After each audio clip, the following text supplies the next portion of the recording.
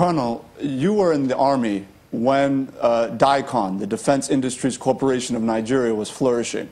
They were manufacturing weapons, they were manufacturing equipments and other logistical facilities for all the services of the armed forces. We know that over the past 2 or 3 decades, it's fallen apart via corruption and other things, and neglect.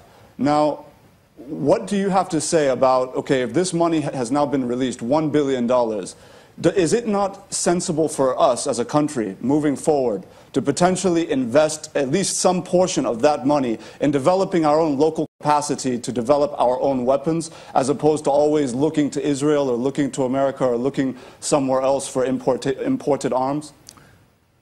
Well, Ingilale, that's a very good one, and that's a food for thought. But what we are saying is that it is the now. It is the now. Because right now, we have a situation in our hands, and we have to address that. We don't have to wait and start investing and start, rebuilding the DICON because we want to save funds. No. But that's something that is worth looking into. I quite agree with you, but not in the immediate. So how do we reconcile the expenditure of 4.62 billion naira since 2006 on fighting terrorism in the Northeast and the release of 1 billion? Well, gentlemen, you are part of the system. You people have reported so much. You have conducted a lot of interviews, and you know what happened. You know, right now, some people are still being prosecuted because of misappropriation of funds. You are aware that, in certain quarters, equipment that are supposed to be brand new, what we got were refurbished equipment. So this is what I'm really talking about. There must be some transparency and accountability going forward. It must not be business as usual. The government owes it a duty to put this structure in place. There must be checks and balances. I thought you said there were checks and balances already. The way the military is structured, I thought you said there were checks and balances already. How are we not seeing those checks and balances being enforced? I didn't say there were checks and balances. I said that going forward, and especially with the posture of this present administration in the fight against corruption, and with what we have experienced in the past, wherein funds that were meant especially to prosecute this insurgency were diverted. We had people, we had got confessional statements. And even right now, the government should let the public, especially, I believe there was a committee that was set up in the office of the National Security Advisor. We had so much about how funds, was misappropriated.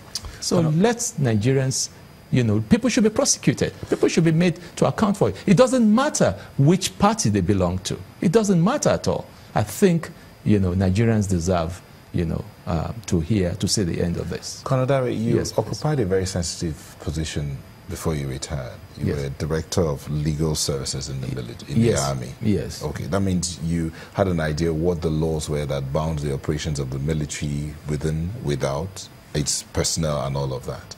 Now, can you tell us how much of a budget, let's use the Army for instance, if the Army has a budget of, say, just arbitrarily saying 100 billion per annum, how much of that is used for equipment? Well, that's honestly, that's what I don't have my fingers on that right now. Why I asked that question is, Yes. in the previous year, the Defense Ministry had a budget of about over 400 billion. Yes. In 2017. Yes. How much of that has been released, no one has an idea. Yes. But how do we reconcile? Because between that time and now, we keep hearing the word that the war on insurgency has been technically is technically done. I mean, the Boko Haram has been decimated. One would expect that there should be a reduction in expenditure, not an increase in expenditure. So why do we need 1 billion, having spent over 400 billion in the last budget? Trillion. Yeah, that's a very good one. You see, again, I think people really need to be educated. People really need to be aware. I give you an example. If you watched, I think channels viewed it. Some officers, during the course of, I think the Chief of Army Staff's conference in Ibadan, the one that took place in Ibadan, you saw some young officers being trained as aviation pilots and all these things. So don't forget that these things too are paid for. And part of the funds are used in this training.